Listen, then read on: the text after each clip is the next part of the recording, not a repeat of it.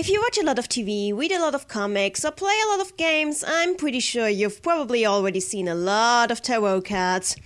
Ah yes, tarot cards. They're just so convenient to use with their easily understood names and crystal clear symbolism that so many shows and movies and games just totally and utterly get absolutely everything wrong about them. Fortunately, Persona is not like that. Unfortunately, that's another thing where they've taken liberties with C.G. Jung's writings. Hey everyone, I am Nannyline. Now let's dig into the things that got lost in context. On our third venture into the marvelous world of Persona, I would like to take the opportunity to talk about one of the more distinguishing features of the game's style. Their prominent and surprisingly accurate use of the tarot arcana to signify people, demons, personas, and shadows. For the most part, the games adhere to a similar practice as most other media with this motif and limit themselves to using only their 22 trump cards, also known as the Major Arcana, though Persona 2 Eternal Punishment and Persona 3 do also use the much lesser known, far more numerous Minor Arcana as well. First of all, a little explanation on what tarot actually is. Basically, tarot cards are playing cards. And yeah, that's pretty much it. Okay, I'll try to be serious now, but there are a lot of books and articles that try to pass off tarot as this mystical, God-given instrument of supreme wisdom, when in reality, they have the exact same origin as a deck of cards used to play poker. In fact, with some tweaking you can technically even use a full tarot deck to play poker. Poker in the Velvet Room. Now there's an idea. Tarot is actually an old French variation of today's playing cards, which itself came from other variations, such as the Italian tarocchi or the German variation known as tarot, which is primarily found in Austria. Fuck yeah, my country!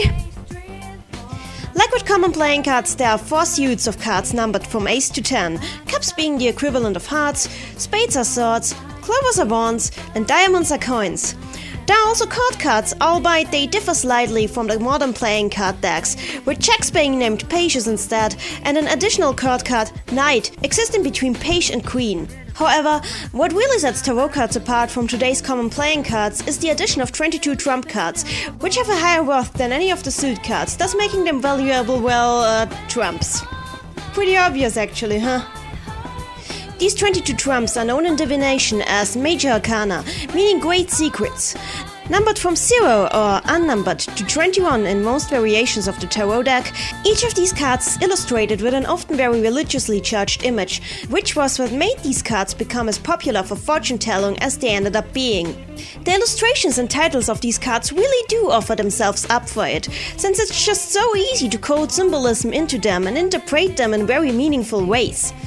And, by the way, no, there's no Satanism whatsoever encoded in them. The majority of the symbolism is actually pretty standard Roman Catholic Christian law for the time. Well, I guess you could see the inclusion of a reference to the legendary female Pope Joanne as offensive, but even that one got renamed. Now, I could go over all the illustrations and their meanings now, but since there's 22 of these things, it would just be very long-winded and take up the majority of the video, so I'll reserve that for a different video. For now, I'll just assume you're all familiar with at least some of the cards and their motifs. What is done with tarot cards in divination is actually pretty simple. The cards are randomized and assigned to certain questions the person you are reading them for is asking. Once turned over and revealed, the person reading the cards uses the image on the card, its symbolism and its common interpretations, and thinks about how this could relate to the question that was asked, and how it could help resolve any eventual conflicts connected to it. Even if you do not believe in the supernatural, this method of using images and symbolism to inspire yourself to find a solution for a problem or put unease you might have to rest can actually be pretty effective when applied right, since every reading is individual, dependent on your specific situation, and based more on your personal interpretation rather than giving you exact guidelines. Oh, but of course, I know what the real question that all of you are asking now is. But Nanny, what does any of this have to do with Carl Gustav Jung? Let me explain.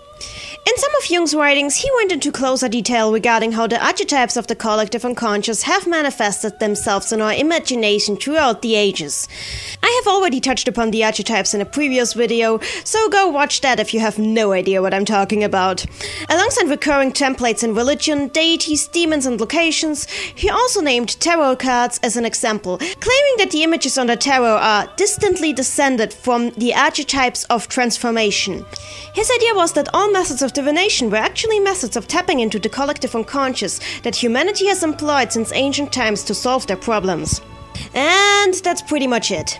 Yeah, he brought this idea up 1 or 2 times, however, he never really elaborated on it too much, which may have something to do with the fact that Jung himself was more partial to the I Ching, a Chinese collection of symbols for divination to which he attributed that same archetypal meaning. Now, who really went on to connect tarot to Jungian psychology was not Jung himself, it were Jung's followers who, based off his theory of archetypes, took a closer look at the interpretation of tarot cards and tried to figure out how the arcana applied to our lives as archetypes, which involved considering both the images on the card as well as their common meaning in divination. The general consensus eventually reached was that the arcana from 0 to 21 actually encoded the process of individuation, Jung's idea that people can gain a higher level of awareness and self-fulfillment by going inward and exploring, conversing with and accepting their own unconscious parts as themselves. Does this sound familiar already? Yeah, this is pretty much what the method used to game personas in the games, most obviously Persona 4, was based on. Individuation is often described as a journey with different stages that one needs to pass through again and again to eventually reach enlightenment, which in tarot terms would be the arcana number 21, the world. All cards in between the Fool and the World are seen as either phases, situations, or encounters in one's life that have an impact on it and call forth a change of some sort. Seeing how by Jungian logic tarot cards are actually an instrument that people have been using to communicate with the unconscious and develop their own personality to eventually become enlightened, Jung's followers looked at them and decided, hey, what worked for people back in 18th century Europe works for us, and started writing books on how to use tarot cards for meditation and to analyze your own psyche and mental state in a Jungian manner. Many books. The method suggested for meditation in almost all of these books is active imagination, a technique commonly applied, for example, in therapy, in which one's unconscious is allowed to be freely expressed through creative activities. Active imagination using tarot cards works like this.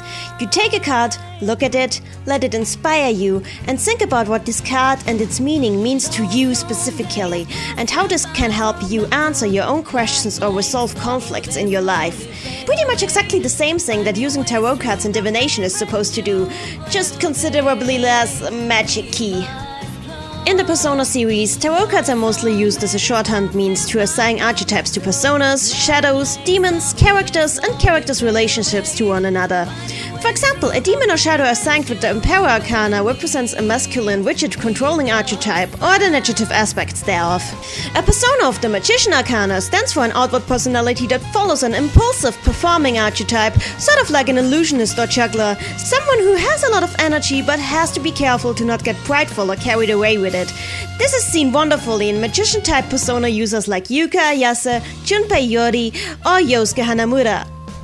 A social link of the Fortune Arcana stands for a relationship that revolves around an archetype of sudden change or turns in fate that the participants themselves have no direct control over, but need to learn to use to their advantage anyway. Like how Keisuke's social link is all about how life keeps putting him into positions that tip him towards becoming a doctor, Ryochi's social link being all about how fate won't allow him to be a normal, happy person, and Naoto's social link being all about a game Naoto's grandfather, an outside force, set up, something neither her nor the protagonist had any influence on. As you can see, the meanings a tarot card can take on are very flexible and individual to every person, and seeing how in Jungian psychology every archetype exists deep inside every person's unconscious, every single tarot arcana can also apply to every person in some way or another. It's not like Mitsuru is fully defined by the Empress Arcana's archetype, or like Yukiko never acts in any way that is not in line with the most common interpretations of the Priestess Arcana. It's just that these cards are what applies best to their current role in their relationships to others and their current situation in life. With time and changes in their lives, the dominant arcana to them might change, as seen with several P1 and P2 characters who changed their arcana between installments, and with characters like Aigis or Elizabeth, whose arcana have both changed to Fool due to them beginning a new chapter in their lives. So yeah, Jung really didn't ever do anything with tarot, but that doesn't mean that using the arcana wasn't a brilliant and wonderfully simple way to integrate the complicated concept of Jungian archetypes into the games without confusing positively everyone ever, so kudos on that! However, the arcana are not a surefire personality indicator, and their interpretations are very flexible and definitely not static. In other words, all those persona-themed arcana personality tests you may have seen on the internet. I'm gonna be talking some more about the meaning of the arcana in relation to specific character arcs in some of my upcoming videos. Until then, however, see ya! Hey, I've made it to the second episode, and actually somewhat on time too. So if you like what you saw, subscribe to me, follow me on Tumblr, Twitter, write me in the comments what you'd like to see for the future episodes, and consider supporting me on Patreon. Well then... 場所は一つさ